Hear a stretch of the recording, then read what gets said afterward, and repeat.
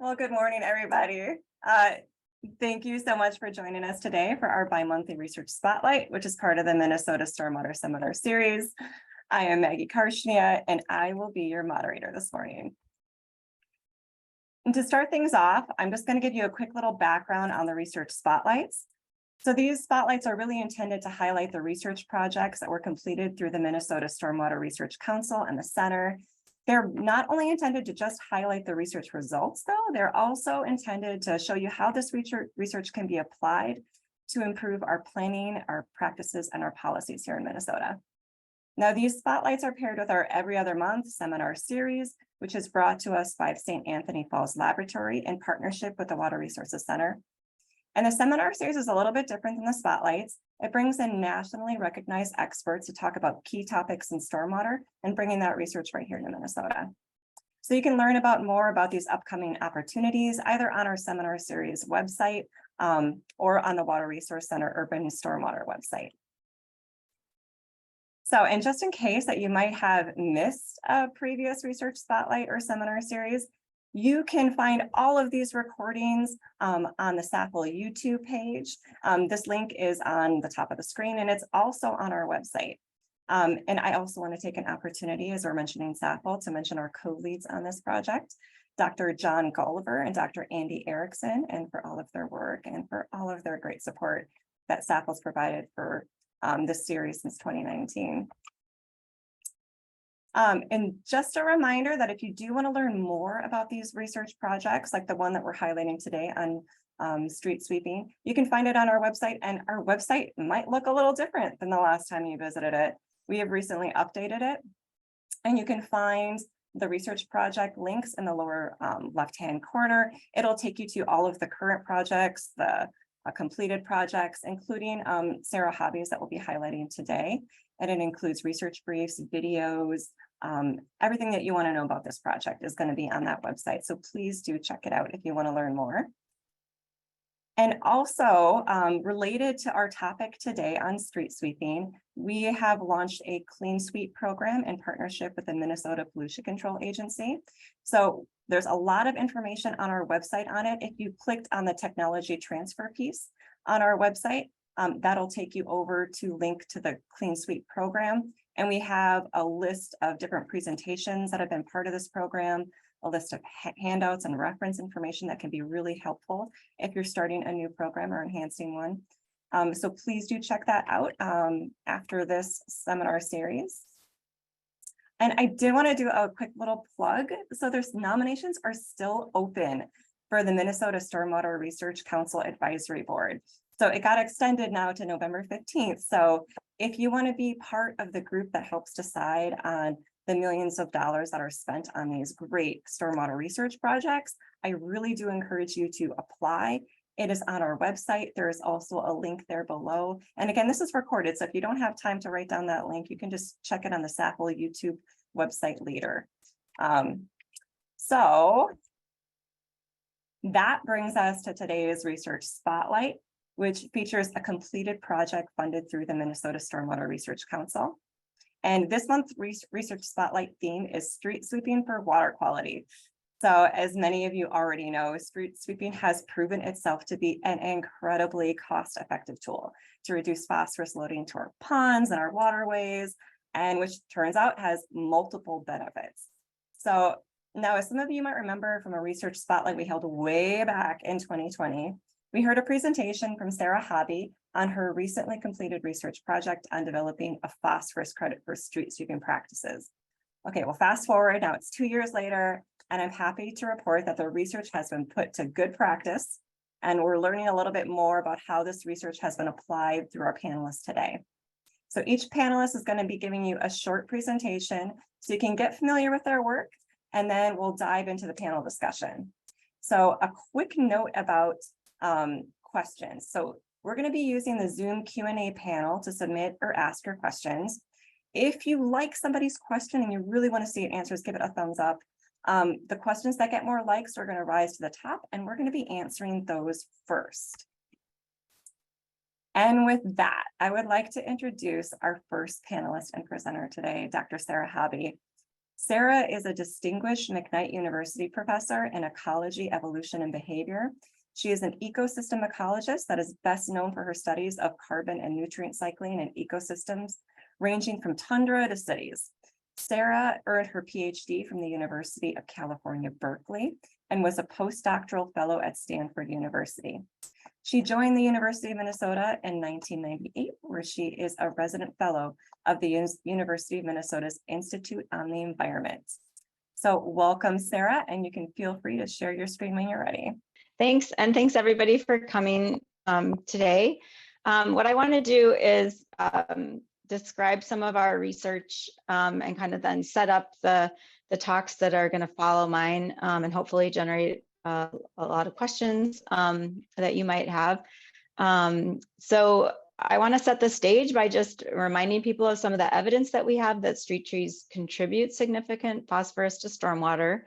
And then show some early results from a previous study that showed that street sweeping can be a cost-effective tool for removing phosphorus from streets, and then show you just some key highlights from the research that we did to support the development of the phosphorus pollution credit for street sweeping here in Minnesota. And then Mike is going to follow up by describing more about that credit, and then Paula and other Mike are going to talk more about examples of putting a street sweeping program into practice.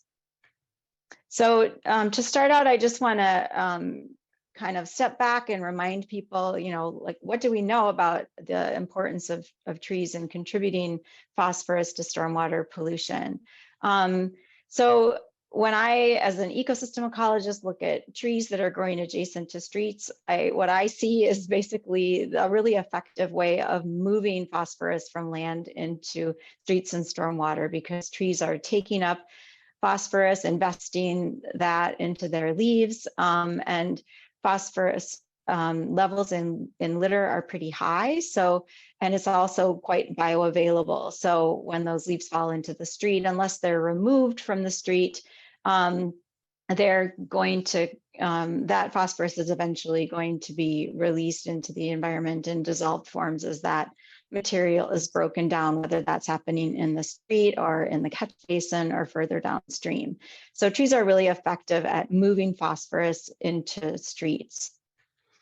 And this doesn't just happen in the fall. I like to remind people that there's significant tree litter fall from street trees in the spring, summer, and fall. In the spring, we get more flowers and bracts that fall into the street. In the summer, we see more seeds and sometimes green leaves. And then in the fall, of course, we get the peak leaf litter fall that we're kind of at the tail end of right now in Minnesota. So this is just a study. I'm going to this is just a study that we did led by a former postdoc, Ben Janke. And Ben compiled information from a number of different organizations that were collecting stormwater quality data and compared the tree canopy cover over the street for each watershed, so the average tree canopy cover over the street with the average stormwater phosphorus concentration in that watershed. So each of these points actually represents a different watershed.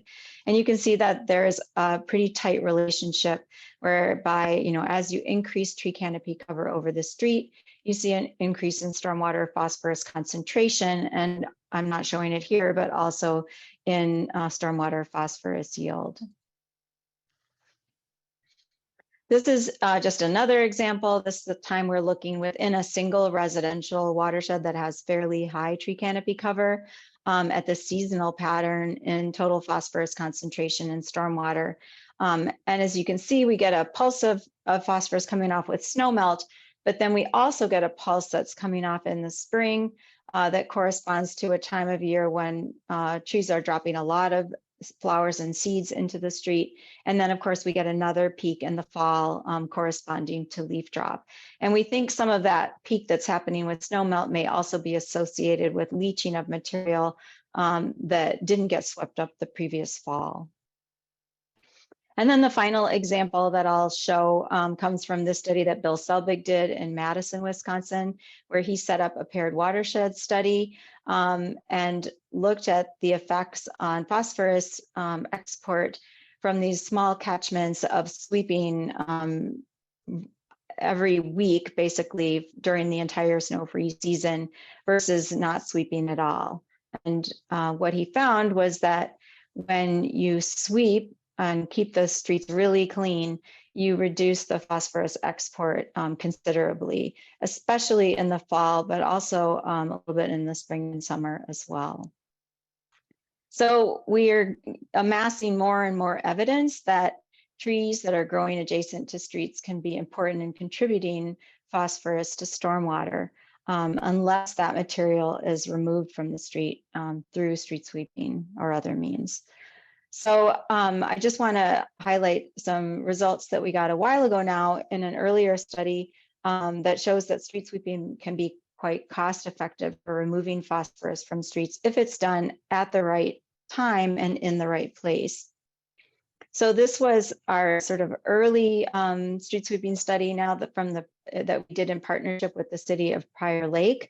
And Paula Kalinosky, who you'll be hearing from later, this project essentially was her master's thesis. So I just want to highlight some of the results that Paula found. So in this study, Prior Lake swept 9 different routes at different frequencies, and these routes varied in their tree canopy cover. And we analyzed these swept materials for phosphorus, and I'll talk a little bit about the way that we did that in a moment. But a key result from this early study was that in high canopy neighborhoods during the late spring and early summer, and also during the fall, phosphorus could be recovered using street sweeping for $100 or less per pound of phosphorus removed.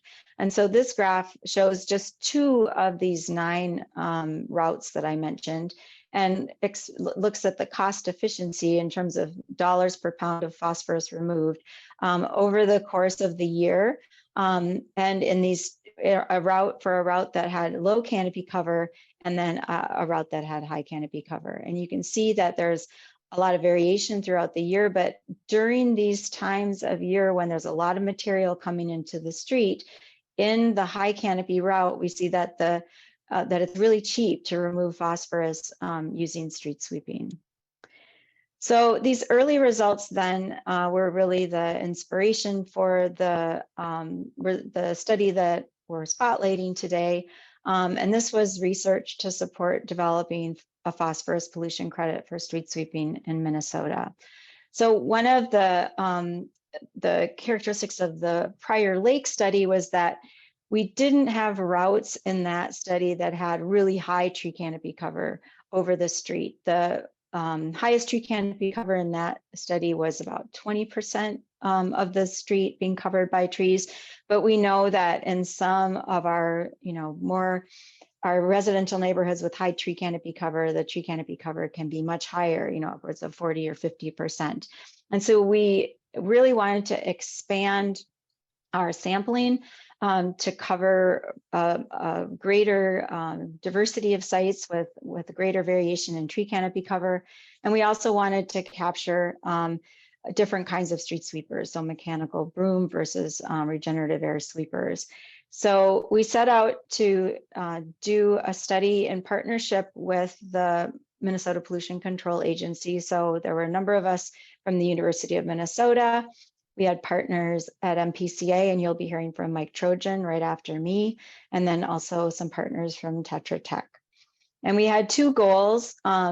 One was to improve the empirical relationships that between things like tree canopy cover and sweeper type and time of the year, to try to see if we could predict sweeper phosphorus loads based on information about the routes that were being swept. And then our original aim was to develop a stormwater phosphorus crediting program based on those relationships. And as you'll see, we kind of modified our approach for the credit as we learned more. So I'll sort of start to describe the crediting program, and then that'll segue into Mike's talk, where he'll talk more about the details of that.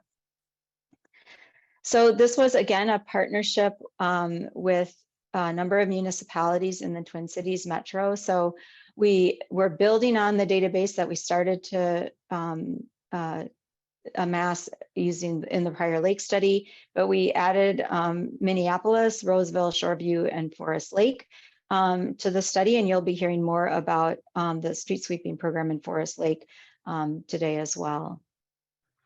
So in total, we collected 575 samples of actual swept material from the actual street sweeping operations that were going on in these 5 cities. These samples were collected over 3 different years. The canopy over the routes ranged from 0 to 38%. We collected material in all seasons, but mostly in the snow-free season. Some of the cities were using regenerative air sweepers or mechanical broom sweepers, or a combination. So we have routes that represent different sweeper types. We just collected material as it was collected through the normal street sweeping operations of each of these cities. So cities were sweeping at various frequencies, and in total, we sampled from 40 street sweeping routes. And so what we did when we collected these samples essentially was to separate them into a coarse fraction, which was mostly organic material, such as leaf litter, and then a fine sediment fraction. And then we measured the phosphorus concentration, among other things, in those fractions.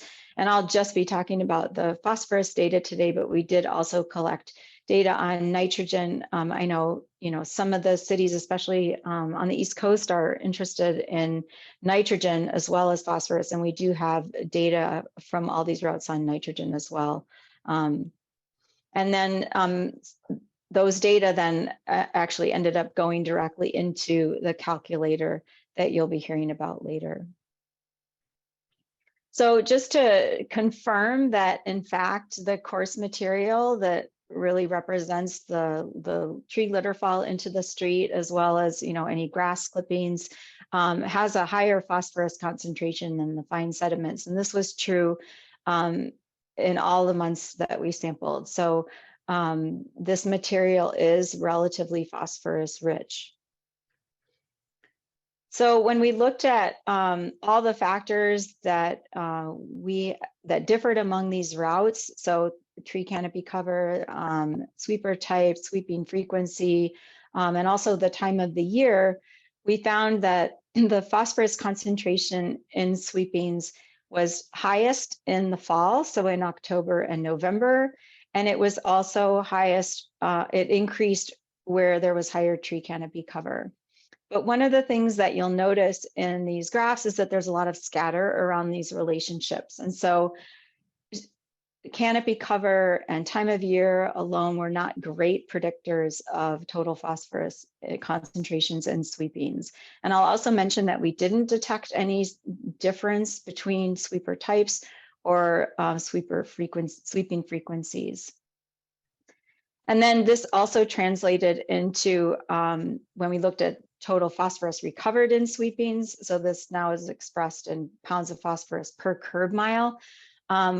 You can see that there was more phosphorus recovered in sweepings in early summer and also in the fall. And again, there was a relationship with canopy cover. So we covered more phosphorus in higher canopy routes.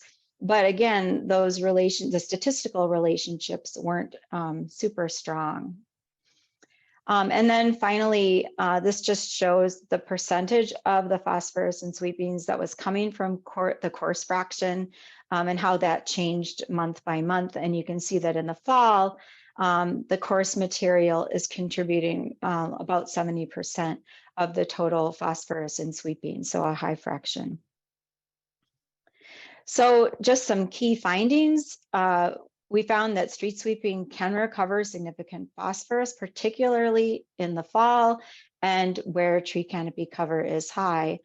But relevant to developing the credit, we found that there was high unexplained variation in relationships between either total phosphorus concentrations or total phosphorus recovered, and canopy cover and season, and all the other factors that we measured that differed between the street sweeping routes. And so this led to some key decisions regarding the credit, and Mike will probably expand a little bit on this, that the Pollution Control Agency then said, well, these statistical relationships are really don't have good enough predictive ability. So they rejected the use of a statistical modeling approach for the credit and opted instead for a direct measurement approach, whereby now the credit has been developed using our data, but requiring that cities make some direct measurements of the swept material. So I'm gonna just acknowledge especially the city partners that worked with us on this research, as well as, of course, the Stormwater Research Council for funding the research, EPA, and Prior Lake funded our earlier Prior Lake study, and then the City of Forest Lake and the Comfort Lake Forest Lake Watershed District provided additional support that allowed us to add Forest Lake to our study. So I'll stop there, and I think we're going to turn it over to Mike.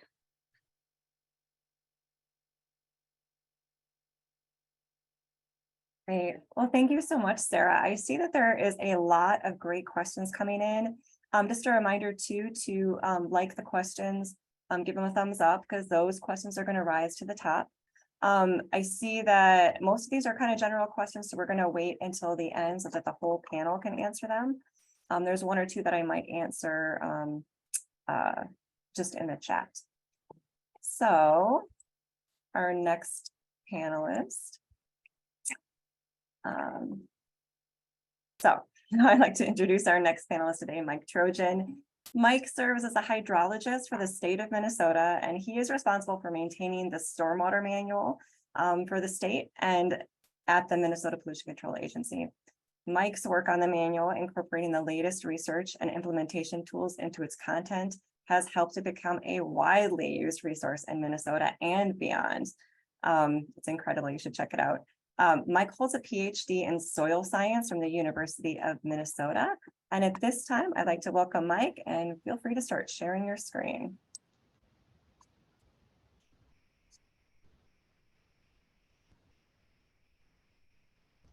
Good morning, and thank you, Maggie, and thank you to the Water Resources Center for inviting me to speak this morning. Can you see my screen?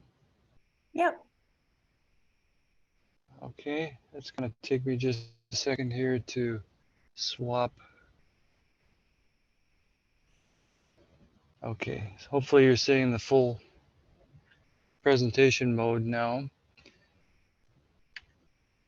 So as Sarah alluded to, we use the University of Minnesota work to develop a credit here in Minnesota. At the time, our motivation was that we did not have an existing state certified credit. And we knew from some of the work being done around the country, such as the work that Bill Selbig was doing, that this was a credit that was really needed for achieving water quality goals to help motivate permittees to implement this practice.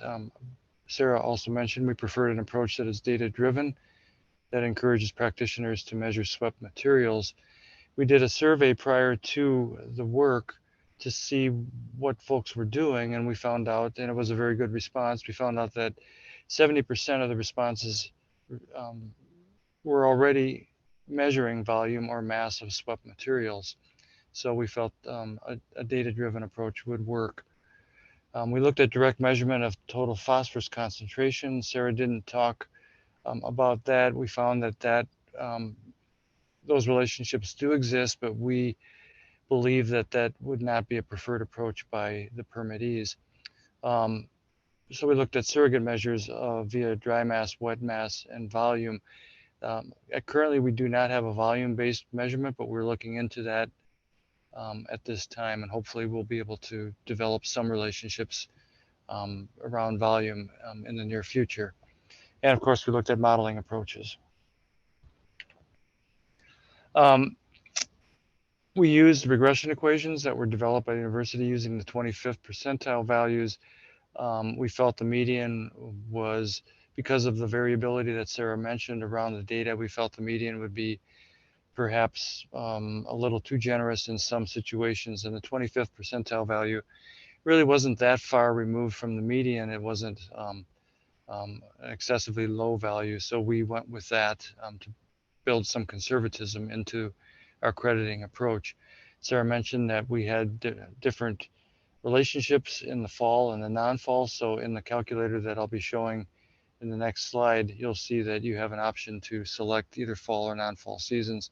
And you also have the option to select whether or not you're measuring organic matter, which provides a little bit better credit, at least based on what we've seen. So this is what the credit looks like. The calculator, if you were to open it, it's a simple Excel spreadsheet. It has three options. The first is a dry mass option. Very simple to use. You just simply take a subset of the material you're collecting, determine the moisture content, and then extrapolate that into a total mass of material that's collected. You drop that in here. You select either, this is a drop down between non-fall and fall collection. In this case, we've got a non-fall collection. You can also enter organic matter if you choose to measure that, but it's not necessary. And using the regression equations that sit in the back of this Excel spreadsheet, you come up with a total phosphorus removed, which you can then report to whoever the reporting agency is that you're responding to. The second option is for a wet mass basis. So you can, if you can measure the material, if you have an option for doing that in your vehicle, you can enter that directly into the spreadsheet. Again, we're looking at a non-fall option here, but there would be a drop down here. And you can enter in organic matter content if you want, and it'll spit back the total pounds of phosphorus removed. We also have an option for curb mile swept. This is based on P8 modeling that was done. The take-home message here is that you can get a credit, but it's going to be very, very small. And I'm not going to expand on the reasons for that. Maybe that'll come up as a question. We've developed quite a bit of guidance behind this. There are links, and on the next slide, I'll show you how you can get at this information. We have a link to the calculator, a how-to guide, a user guide, and we have a video on how to use the calculator. Credits method selection flowchart, which is shown here on the right, upper right. Standard operating procedures, which were developed by the University of Minnesota, and we migrated them into the Stormwater manual. And reporting, which is yet to come, but hopefully fairly soon, we'll have guidance on how to report this information. If you want to get to this information, you just in a Google search, just simply type in Minnesota Stormwater Manual. It should come up as the top link. Once you're in the Stormwater Manual, just type in this search box here, street sweeping. It will take you to the street sweeping page where you will find all the information that I've referred to. And with that, I'd like to thank you and hopefully answer some questions. And I'll stop sharing and pass it back to Maggie. Great, thank you so much, Mike. I see we're getting more questions in there. There was some problems with allowing upvoting and seeing the questions. I hope that's resolved now. Please put it in the chat if you have any additional problems with that. All right, our next panelist is Paula Kalinosky. Paula has 10 years of engineering experience and 8 years of experience in science education and research. Her experiences include modeling for design of stormwater harvest and reuse, green infrastructure planning, natural asset valuation, and other emerging areas of practice. Paula has a bachelor's degree in secondary science education from Bemidji State University, and she has a master's in bioproducts and biosystems engineering from the University of Minnesota. And her graduate thesis just happens to be on quantifying nutrient recovery through street sweeping in a suburban watershed. So with that, welcome, Paula. All right, thank you, Maggie. Well, as Maggie just mentioned, I was introduced to the world of street sweeping through my graduate research at the University of Minnesota. And in this talk, I'm going to look at how we've been able to use that research to help municipalities plan street sweeping and implement street sweeping programs for the purpose of surface water quality. Let's see. Quick definition, since I used it in the title, enhanced street sweeping. By that, I simply mean sweeping more than once each spring and fall, which is kind of the minimal or practice for sweeping for aesthetics and road safety. And I'm also going to look at targeting sweepings, which by that I simply mean sweeping at specific times, locations, within particular drainage boundaries. And I should probably add for particular outcomes. Probably could use both of those in the title. So the research, the methods that I'm going to talk about are based on research findings from the Prior Lake street sweeping study. And the key findings that on which these methods are based are: number one, that season influences the pollutant loading on streets and therefore the amount of pollutants that you can recover through street sweeping.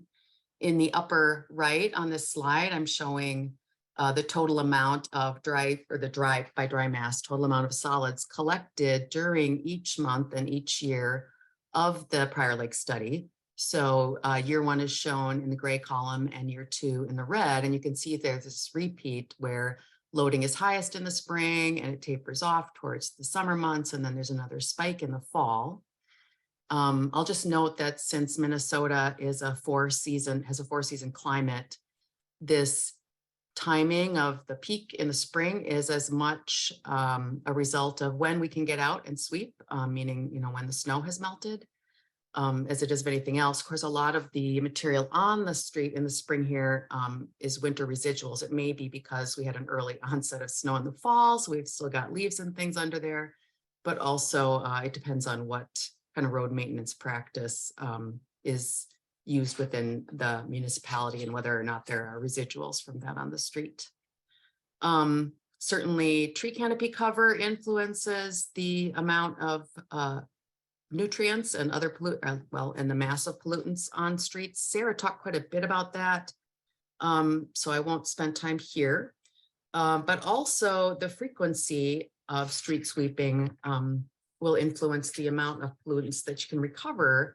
In particular, as you decrease, or let's see, as you increase as you increase the frequency with which streets are swept, you tend to get a lower intensity of pollutant loading on the street, or a lower mass per curb mile or per lane mile that you can recover through street sweeping during each sweep. So in other words, if you look at this graph on the lower left, I'm showing a couple of routes, one that was swept monthly, one that was swept weekly. These are two routes that had similar canopy cover.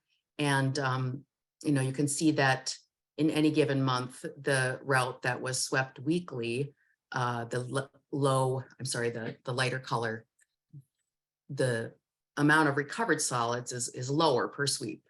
But that doesn't mean that you don't, the total amount collected was less. So for example, in August, looks like our route that was swept monthly, we recovered just over 300 pounds for each curb mile swept.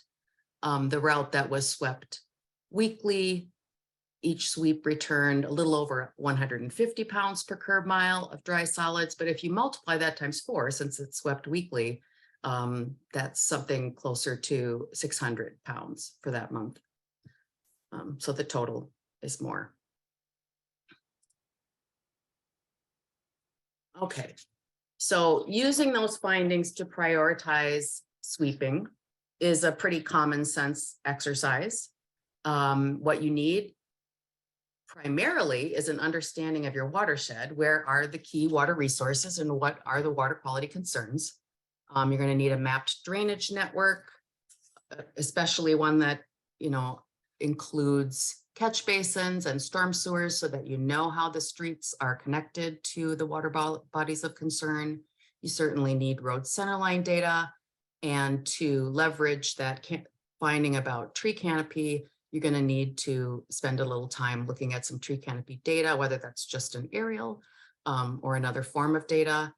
That tends to be the one that trips people up the most. It need not, it can be pretty simple, and I will talk about that. But for now, I'm going to focus on just this prioritization exercise. So there are certainly many reasons to sweep. This example looks at sweeping for water quality, surface water quality. And so in that case, since my objective is surface water quality, I want to start my prioritization with those key water resource drainage areas. And I would separate my streets into those that drain to the key water resource and those that don't. Again, that doesn't mean sweeping outside the key resource drainage area is not important. There are plenty of reasons to sweep. I'm just keeping it simple. Then you can further drill down to characterize the streets within each drainage area as those that drain directly to a water resource, or those that drain to water quality BMPs that might intercept drainage from the streets. And then you can further prioritize streets based on tree canopy cover, whether the canopy is very dense or maybe not very dense, no trees at all, etc. So I'm showing an example of how streets were categorized using that method in the upper right here. This is from a study in Woodbury, and the areas shown in purple or green or yellow or blue have they're relatively homogeneous with respect to the priority of the water body that they drain to and the overhead tree canopy density, or the right-of-way tree canopy density. So that covers where to sweep for the most part, at least for water quality. Regarding when to sweep, also pretty common sense. We want to hit those times of the greatest pollutant loading on the streets. And at least here in Minnesota, those are going to be the early spring and late fall. So that's when you want to add sweepings. You can, where you've got that higher tree canopy, you may especially want to pay attention to the fall and add additional sweepings on that end before you go back to spring. But then you can kind of just work your way in from the outside towards the summer months as you add sweepings. So that leaves this question of how often should you sweep, or maybe this question is really how much can you afford to sweep? And I will look at that. I'm going to take one step backwards here just to look at that tree canopy question. And kind of the big picture is really, you can really keep it simple for tree canopy. You do not have to, just to prioritize streets or areas of sweeping based on the right-of-way tree canopy density. You do not need to know street segment by street segment the precise canopy cover.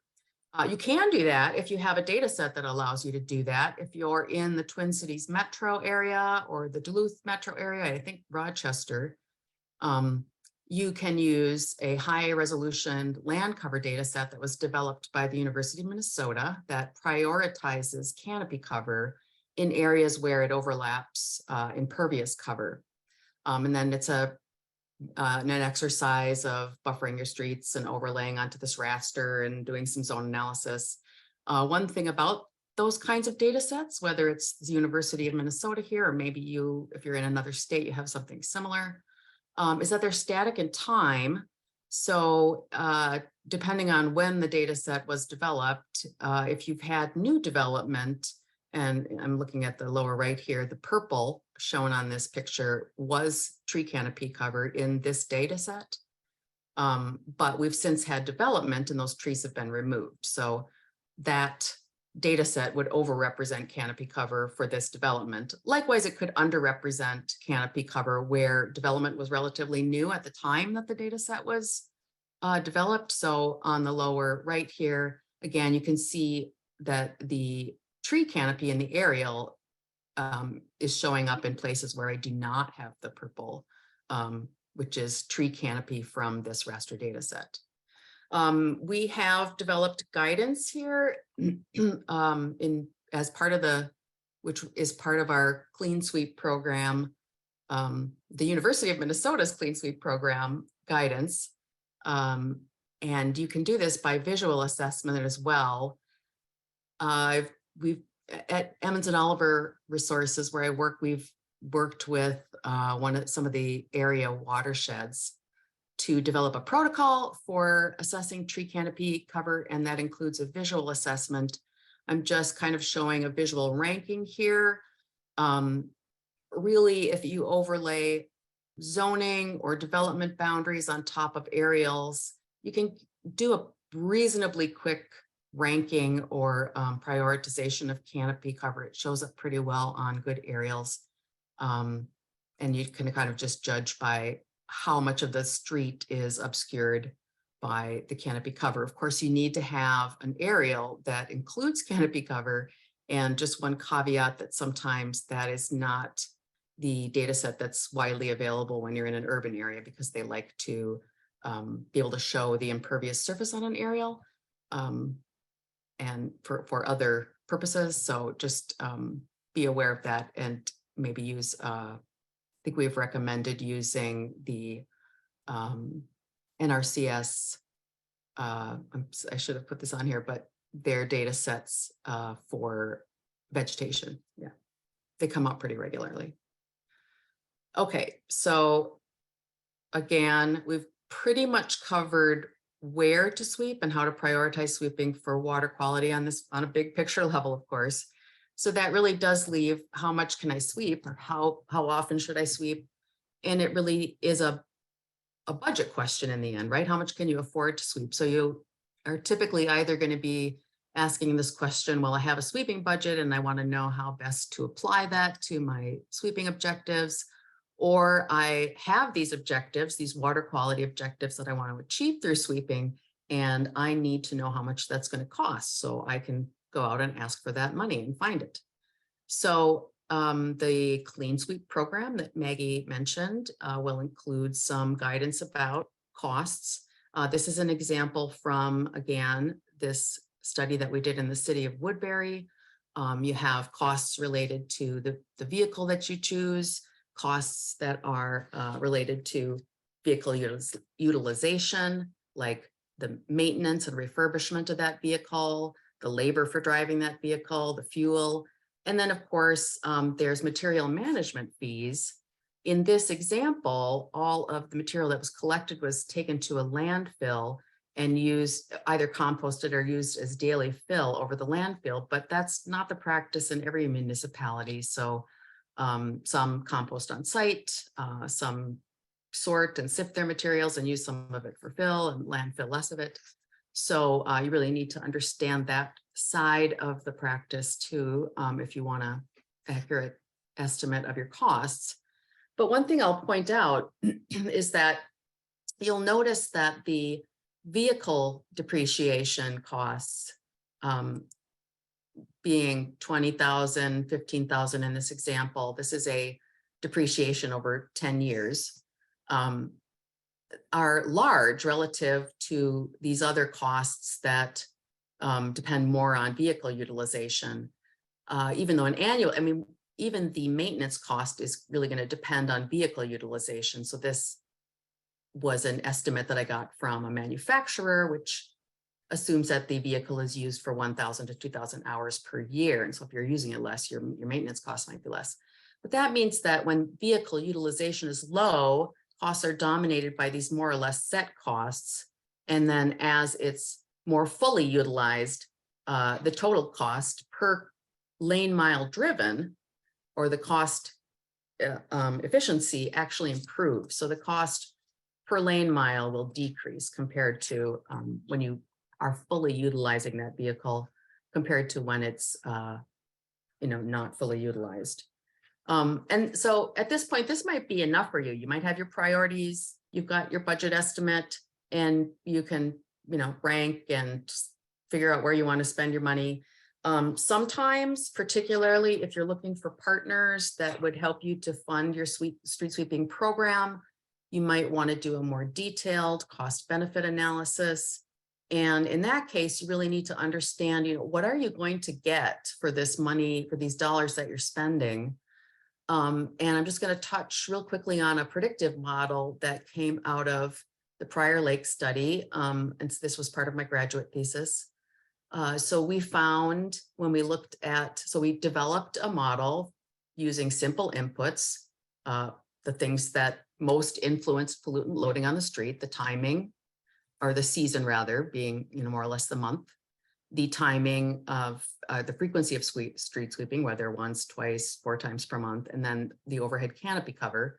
And we used that to build a model to predict what you might be able to recover. One thing about this study, one thing we found is that. Well, Paula, just a quick catch up. You've got 1 more minute. Okay, thank you. I'm almost done. No matter what the pollutant type, dry solids, phosphorus, nitrogen, the loads were log normally distributed. And so the best fit for this model was one where we're actually predicting the log of the load, which means that there's a lot of variation in the data, there's extremes, and we are going to predict well on average, but maybe not for individual sweeps. And I'm showing how that model worked to predict some sweepings that were part of a sweeping plan in Forest Lake, Minnesota. We had a prediction based on using this formula and a calculator that we developed. Using that formula in this city, they were able to monitor their sweepings for the first year of implementation. And so we got some measurements as part of that University of Minnesota that was used to develop the crediting calculator. And then I've got a comparison here, the measured divided by the predicted. So you can see that in various watersheds, we had some places where the total amount of phosphorus collected was underpredicted by this method, but mostly it was also overpredicted in others, and it tended to underpredict solids. By and large, not too bad, but it is clunky. It does have bugs. Hard doesn't play well with newer versions of Excel. And so with the Clean Sweep program, we're trying to develop a simpler metric that really just looks at those primary divisions between spring, summer, fall, and different canopy categories so that you can pick a metric that matches the area that you're targeting and get an estimate for what you will be able to recover. And where does that lead? Well, you can get very detailed, but this is just an example of going watershed by watershed with these predictions and getting a sense of how cost effective will it be for me to recover a pound of phosphorus from the street.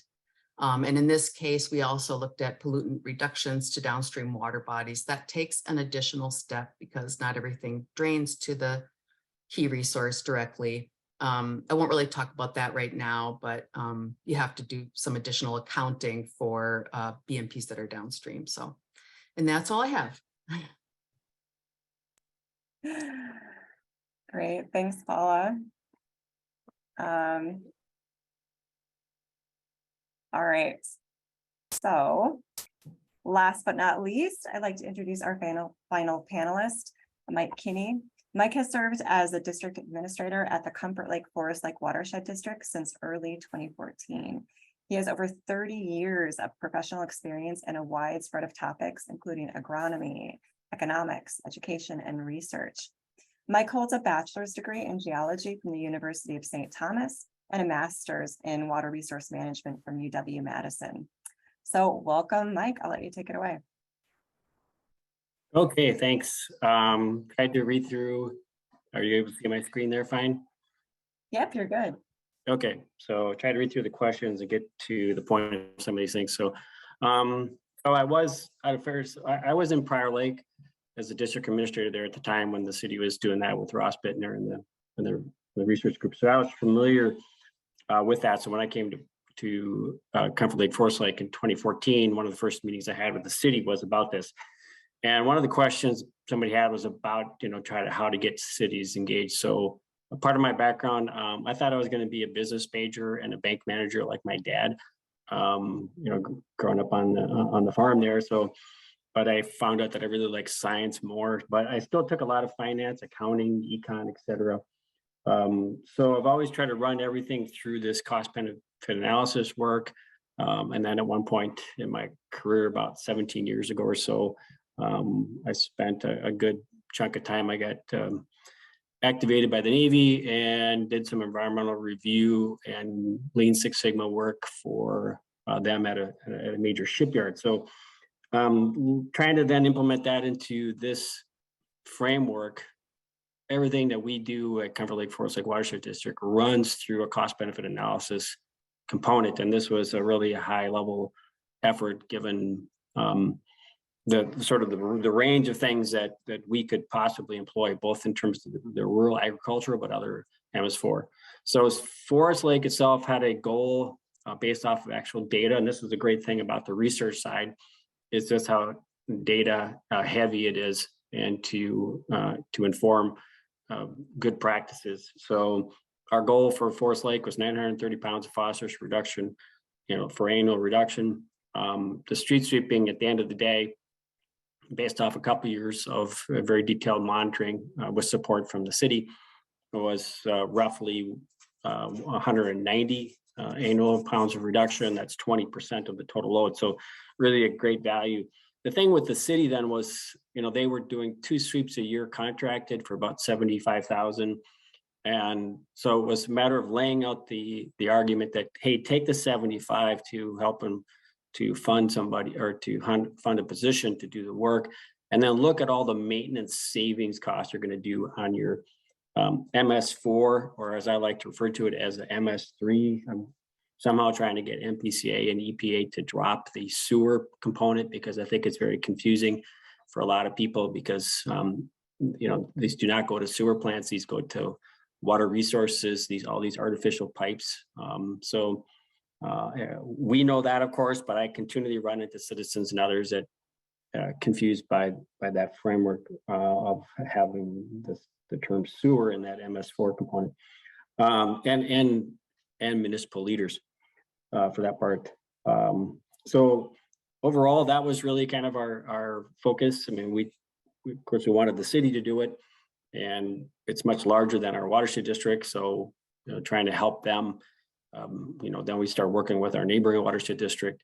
And the other was laying the groundwork for Minnesota Board of Water Soil Resources staff, that it was a good idea to fund a grant for a street sweeper. So I spent probably 3 years making the case, and then we completed the study and in 2017 of what the enhanced street sweeping would look like, and then did the implementation of the practices following that with the grant application. So there's the breakdown. And so at the end of the day, it did not cost the city any more money to implement enhanced sweeping, but the public works director also was very aware that they were going to have a lot less maintenance on their sumps and their stormwater ponds and everything else. And the city of Forest Lake has 180 some stormwater ponds, and at over 100,000 a crack to get those cleaned out. It's not hard to do the math to see the benefit and advantage of doing an enhanced street sweeping program. So yeah, I think we talked about what the predicted value was, the actual recovered value. Again, just the sweeper had an internal scale, so that was super helpful. Then we also, the watershed district, funded a GPS equipment onto the street sweepers, so they could, the public works director could track where they were, but we also knew then exactly how many miles were being driven and the time. So just some additional data. And I know one of the questions what some other research would be, and I think to get this implemented to nationally and beyond, I think if people really understood the cost benefit of the savings of the MS3 infrastructure, I think that would be something that I would consider to be a high priority, because I think that's still the limiting factor, I think, for a lot of municipalities. However, based off of our success that we've seen now on Forest Lake as part of the Lower St. Croix 1 Watershed 1 plan, so this much larger kind of part of 5-county area, we are now implementing within that program an an incentive for cities to do enhanced sweeping. So we've done some outreach here, and this last year, given all the benefits and the partnership, the League of Minnesota Cities awarded the city and the watershed district their City of Excellent Award, which is their highest award for the state or for their organization. But all right, we'll wrap it up here, Maggie, and let people get on to the questions. Great, thank you so much, Mike. We have a ton of great questions coming in. Again, if you like a question, you should now be able to upvote it with by liking it, giving it a thumbs up. And we've got a lot of good questions coming in. I'm gonna do just a couple of standard questions first, and then we'll dive right into those. So the first question is, there are a lot of different research projects going on right now. Like we had this great one in 2020. You guys had mentioned a few that you worked on, but there's a lot of stuff that we still don't know. So what do you think are the knowledge gaps that we still need to fill in order to make implementation more widely applied? Like what additional research out there needs to be done?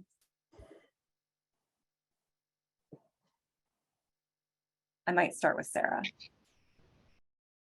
Yeah, I think others will have something to say about this too. I mean, so we've focused primarily on phosphorus and also nitrogen in our study.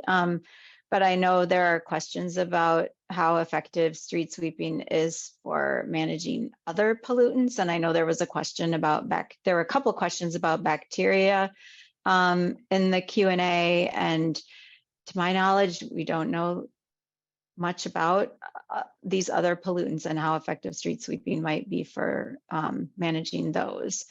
Does anyone else want to add to that?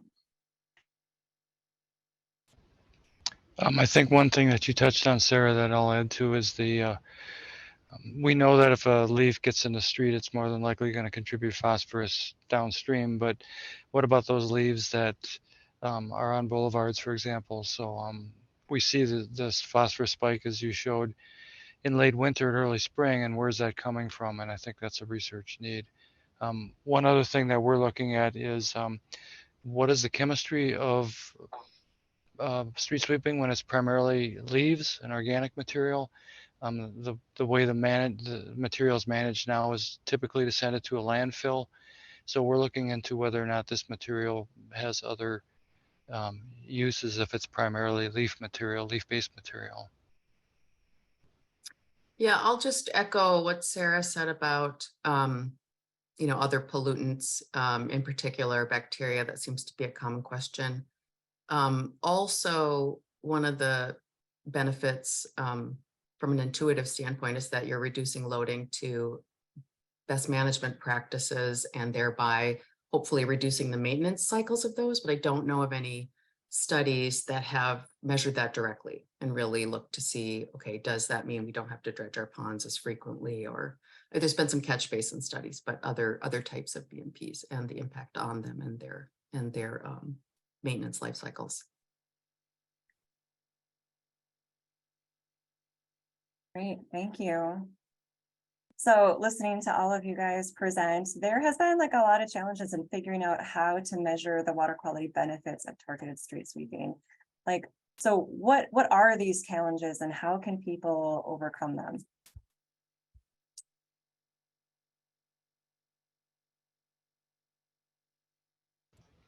I'm never bashful about jumping in, so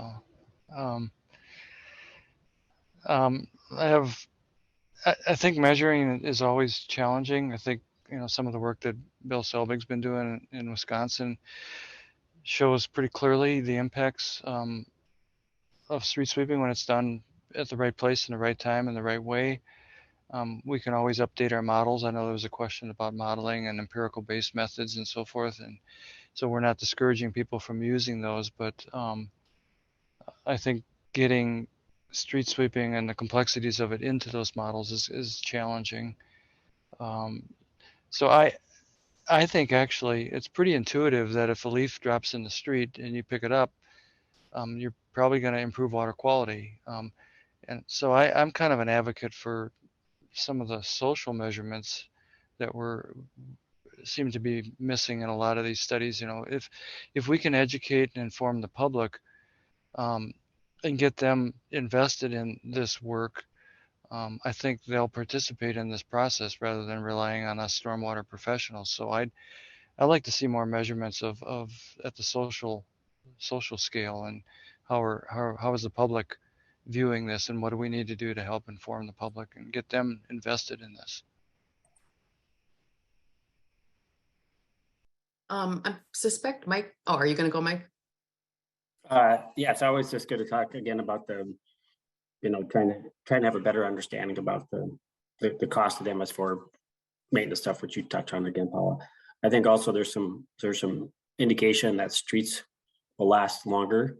So, if we can start factoring in some of these things. So at the end of the day, for cities, politicians, it's about cost, right? We're all competing with each other. And so that's why it's always been very important for me to when you look at the Pareto principle, you're trying to find these things that provide the greatest value, this very narrow component of the graph that provides the greatest value. So this is what street sweeping does based off of what we know currently compared to almost any other practice that we do, whether rural or urban. So based on these costs, I'd say we should be doing it absolutely at every municipal level that has, if whether it's curb or not, really. So I think that's the one thing. And if you've, part of it to Mike Trojan's part about the education, I mean, that's a huge undertaking. How do you get people to start using mulching mowers, things like that, to rather than blowing all the grass and the leaves and everything out into the street all the time, and directly into lakes and wetlands and things too. So we've started a program actually on educating homeowners about not dumping leaves and grass clippings directly into wetlands as a place to get rid of it. So because that's only exacerbating the problem. So there's a lot of challenges there on the education front, but it's not impossible. If you've lived overseas, in particular in Germany, that people are out there very regularly. They're sweeping. They really hardly even need a street sweeper because they're out there just sweeping themselves. So it's not necessarily saying we want to be like Germany, but I'm just saying that there is an example of out there that people can take more responsibility and understand that connectivity of being a lakefront resident, regardless, or river or wetland resident, regardless of the location.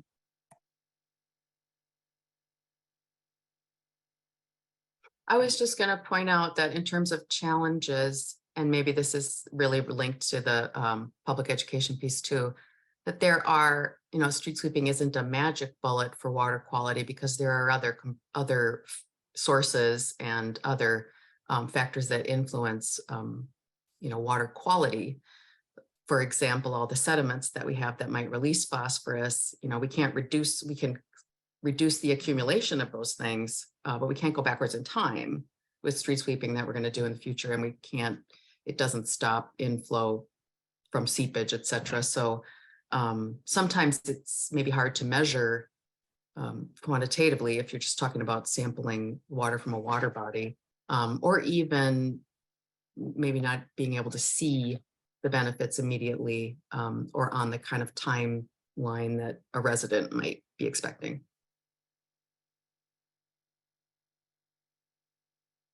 Sarah, do you have anything to add at this one? No, I think folks covered it. I mean, we have these programs in place right now that are encouraging individual action, like the Adopt a Drain program, for example. And so I agree with Mike that, I understanding how to, get individual homeowners in sort of, augmenting a city's street sweeping program. That's an area for social science research that I think is needed. Yeah, definitely. All right. We have so many good questions coming in. I think I'm just going to jump to the attendee questions. The first one is it a good practice to run street sweepers in tandem, one following the other? Does it make sense to use two different types of sweepers, mechanical broom and regenerative air, in combination for better removal effectiveness? To jump in there? Yes. I think a lot of cities do that tandem sweeping process, both in the spring and the fall. The leaves are sometimes, certain sweepers are better at picking up the big stuff. I know that at least in Forest Lake, I think they still use a lot of the mechanical broom sweepers to get the leaves in the fall. And then they maybe sometimes follow with, or maybe they just have them both out there at the same time, but the fine particles, so those are not picked up quite as well by the mechanical broom, although they're getting better and better all the time from what I understand. But yes, it does make sense. Or seal coating. I mean, you don't maybe need a regenerative air to be able to pick up those kinds of residual pebbles and things. And I'll support that. The answer is definitely yes. We've actually seen some other innovative approaches. Some cities actually take their shovel the leaves out of the street, to the bulk of them, and then come by with a vacuum sweeper. So I think the intention here is get the bulk of it with the broom sweeper, and then come in with the vacuum sweeper and get the fine stuff. I'll note that for the city of Forest Lake, the numbers that we have do not include, then they also have this trailer with a big vacuum on it that they tow around with a tractor. And so, and that is, I mean, that thing is operating for about 2 months in the fall. And so it's taking a lot of material out that was not included into our calculations. So, it'd even be a better number if we had figured that out. So that's another supplemental thing that they use because they find it to be more effective. And because otherwise you're taking the mechanical one and you're filling it up so quickly, really what you're doing is just going back and forth to unload it. So that's a solution that they've come up with. And I think it's working very well.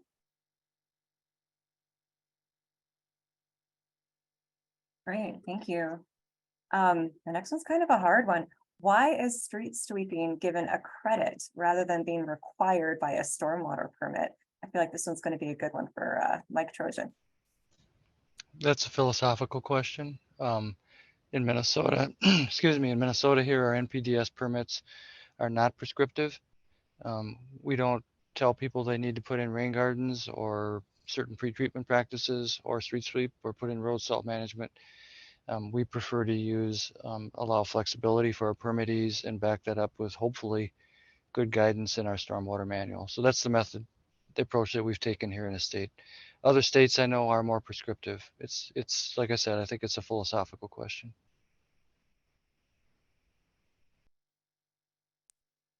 Anyone else want to tackle that one?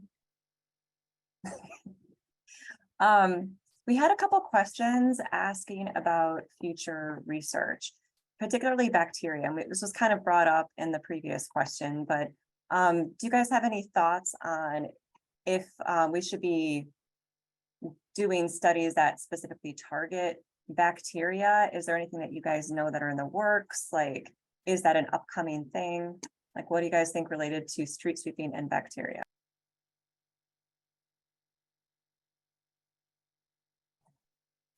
I think it would be important for areas where we have known swimming beaches and things like that, or municipalities such as Forest Lake. That's an interesting question, and it might lead us to do some sampling at those particular outlets to see if that's a component that we should be looking at more closely. The only thing that I know about is I think I've seen some research that suggests that if you have leaves in the street, it can harbor growth of bacteria. So there may be a relationship there, but as Sarah alluded to, I'm not seeing a lot of good research on it, and I think that is a real need.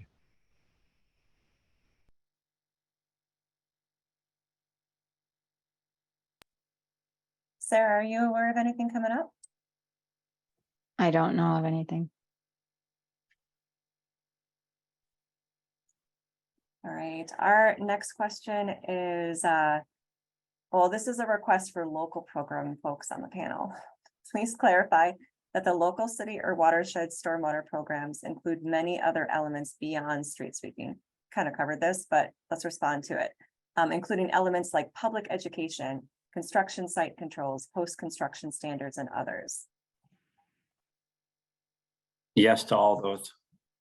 So and I know Maggie dropped something in on our website, or a link to our website that kind of has a lot of that, or at least some stuff about the street sweeping, but then you can look beyond that to see other activities that we're doing. But we have a fairly robust permitting program and have done some comparative cost analysis of the stormwater requirements for our permitting program. And the one thing we don't have is a really good handle on the cost benefit of the erosion sediment control components, because it's a lot to undertake.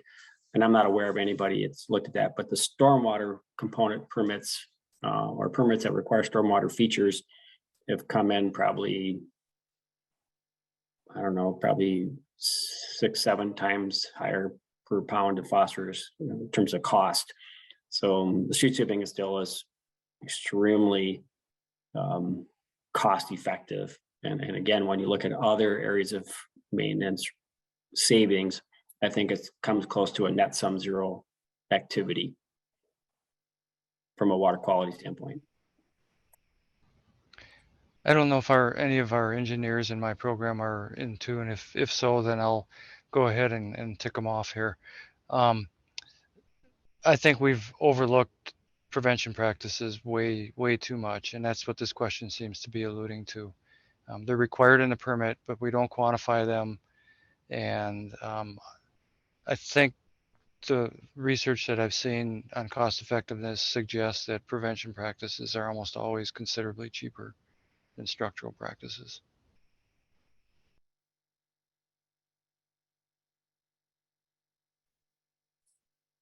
I guess I can just jump in that on the water quality piece. Some of that, yes, we have permanent requirements for permanent BMPs and construction phase BMPs, but the stormwater regulations also include stormwater volume control. Generally, at least MIDS does. You have to treat runoff from impervious surfaces, and so you know, it's not the only thing that's being addressed by the permit, water quality, it's also quantity.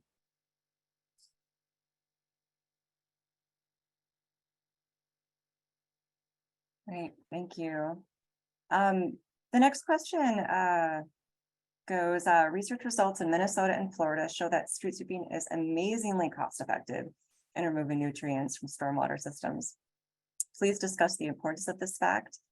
They also ask, why does it seem that stormwater regulatory agencies are reluctant to support street sweeping as a strategy? And I think that like effectively communicating the water quality benefits of a street sweeping program can be really challenging.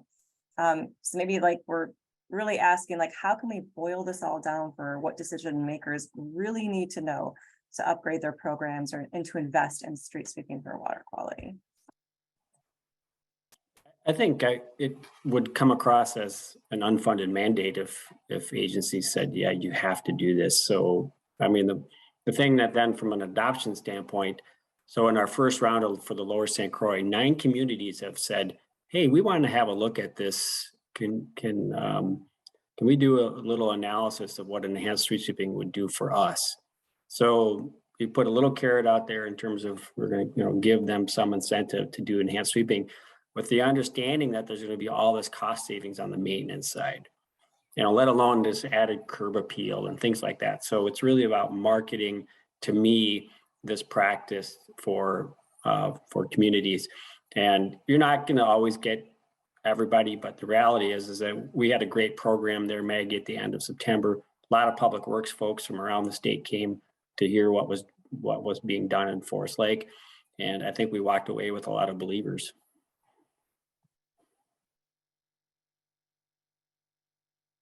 Well, and Mike, Trojan, you can probably speak to this as well, but I mean, I think part of the issue is that for the earlier street sweeping studies weren't always conducted, and Paula, you looked into this too, weren't always conducted in a way that captured the times of year when leaf litter fall is the greatest, and so even excluded those times of year. And so the conclusions about the water quality benefits from earlier studies were based on sort of incomplete studies. And so, I think that kind of maybe colored the attitudes towards street sweeping as a management practice. And, I think now we're just catching up, right? So we have, newer studies that have demonstrated more clearly that there are water quality benefits. And I think this is an example, our partnership with MPCA is an example of where now the regulators are catching up, with our current understanding. So maybe that's part of the answer to that question. Yeah, for me, the eye opener was when Tom Schuler from the Chesapeake Bay in a webinar acknowledged that street sweeping, when done in the right place at the right time, is effective. When he said that, I said, we've got it. We're getting the message out there, because he was part of those early studies that showed that street sweeping really was not particularly effective. So, yep, done in the right place, the right time, it's the right BMP.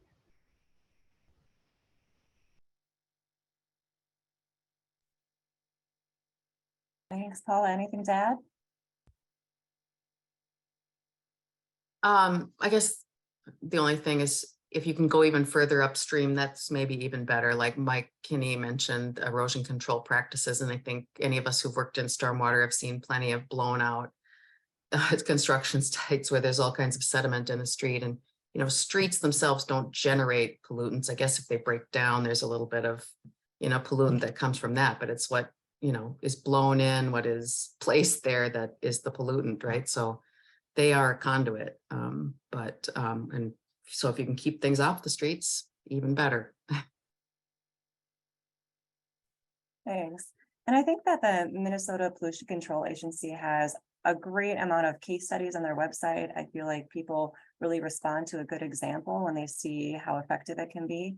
As part of the Clean Sweep program, we're going to be working with like Paula and Mike to get some of those case studies kind of summarized and up on our website too. So there's going to be fact sheets coming soon, so stay tuned for that. Okay, so the next question, if enhanced street sweeping is adopted widely as a water quality and regulatory compliance strategy, what would be the expected impact on the market for street sweepers? Interesting question. Has the possibility of a significant expansion in this market been discussed with the street sweeper industry? Does the street sweeper industry currently provide any funding support for research or the creation of regulatory crediting systems? Not that I know of, but like, I want to see what you guys' responses are. I think that's a question that we probably need to talk to the sweeping folks about. And we have had some contact with them. I know I've talked to there was another question about funding on street sweepers. I've talked to, for those of you who know Bill Dunn here at the agency, every time I see Bill, I pester him about this, and he's well aware of it, and he has tried to move it up the ladder. So it's something we're going to continue to try to do, is to enhance funding for street sweepers, because they do cost a lot of money. I'll just say they have done a number of studies on sweeper pickup efficiency. I don't know of any studies that they've done where they directly measure water quality. It would be more of an associative, fine particle pickup efficiency versus coarse. But Roger Sutherland is someone who's done a lot of the Sweeper World magazine, right? There is an association of sweeper manufacturers, and they have materials that and studies that they've conducted along those lines. That's all. That's true. Like there's that worldsweeper.com website that people can look up and learn more there. Next question. This is for any presenter. How could any of this data align with or complement the City Tree USA program?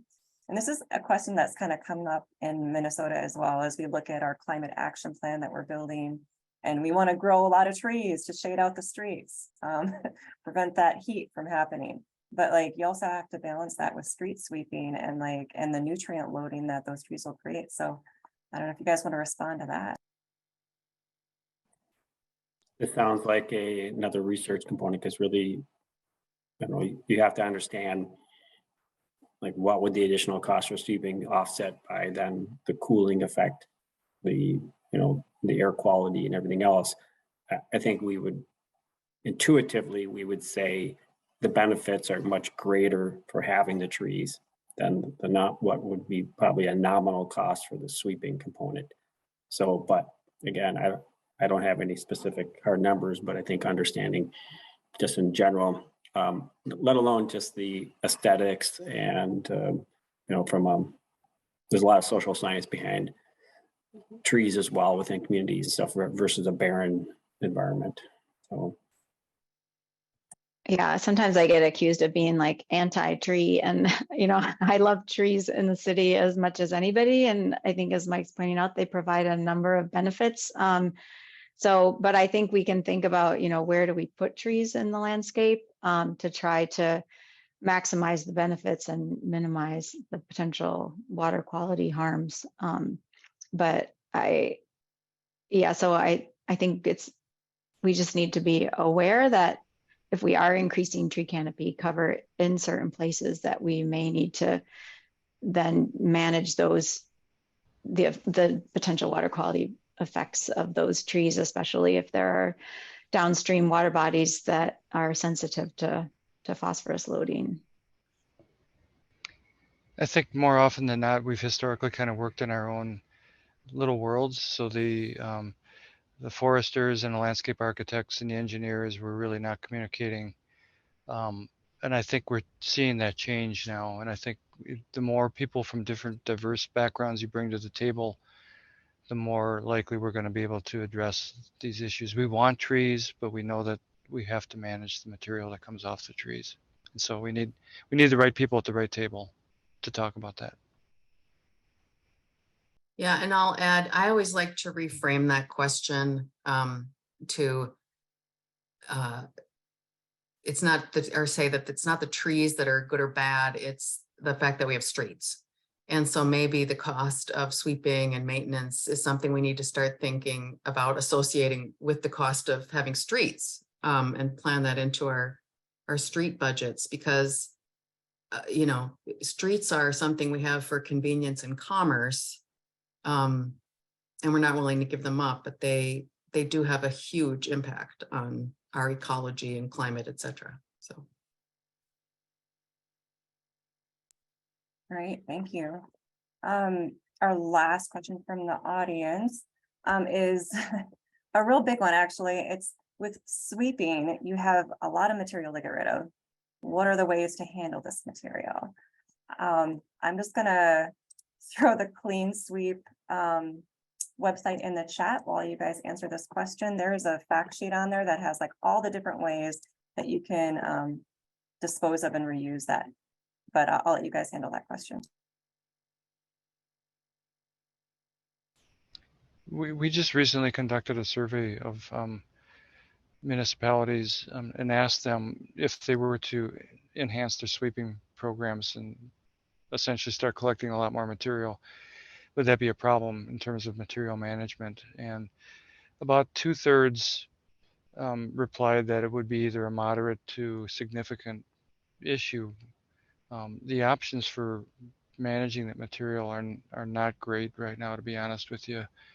And that's why I brought up earlier, if we're collecting primarily leaves from residential high canopy areas, is that material have other options for managing it? Does it have reuse options compared? We know that street sweepings with a lot of grit in that are going to have high hydrocarbons and metals and PAHs and stuff. But what about material that's primarily leaves? And I think that's a research need. And if we find out the material has some potential benefits, that might open a lot of doors for how we can use the material.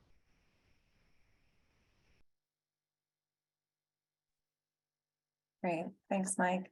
Our time is growing short, so I'm just gonna give you guys one last closing question before we wrap it up. I'm gonna ask each of you for your key takeaways that you would like our participants to know, that where they can walk out the door and improve their current street sweeping programs to target water quality goals. And we're gonna start with Sarah. What are your key takeaways? Well, I think this probably is I'll sound like a broken record, but because I think we've said it multiple times today, but I think just that street sweeping can be a cost-effective way of managing for water quality if it's done at the right time and in the right place. Mike, Trojan, what are your key takeaways? I know this is going to sound like an oxymoron coming from a regulatory agency, but we're here to help. Let us know what you need. We'll continue to try to reach out, put materials together, develop tools, but hopefully you'll just let us know what you need, and hopefully we'll have some communications. Thanks, Mike. Paula, key takeaways. Yeah, the sweeping findings are mostly common sense. And so to the degree that you can present your arguments using common sense, save money, do it that way. And streets come at a cost, so they need to be swept. That's great. Mike, Kinney, your last up, key takeaways. Well, having great partners is really important. So I was fortunate to have a good public works director, Dave Adams, at the city of Forest Lake, that pretty quickly understood the value of doing the enhanced street sweeping program for their community. So, it's not always the case, but still it had to be sold to the city administrator and the city council based on the merits of the cost benefit. So there's just simply that reality. And yeah, so in my, I've done a lot of work in the ag sector. I was an agronomist for 20 years, did a lot of practices, and really this is still overall on the larger scale, one of the most cost-effective practices that we can do, especially for the urban area where some of my peers have said, well, we can't do a practice for less than $2,000 a pound in the core, city areas. And I'm just like, well, have you looked at sweeping? So as quickly as we could adopt this in some of those, I think, heavy metro areas around the country, frankly, the greater improvements we'll see. Because again, just for Forest Lake, it attributes to 20% of the phosphorus loading into the lake. That's a huge component. All right, thank you so much, Mike. And a virtual round of applause for all of our panelists today. It was fantastic to hear all of your knowledge and research. And I think we're all walking away with a lot of great ideas and things to take with us as we go.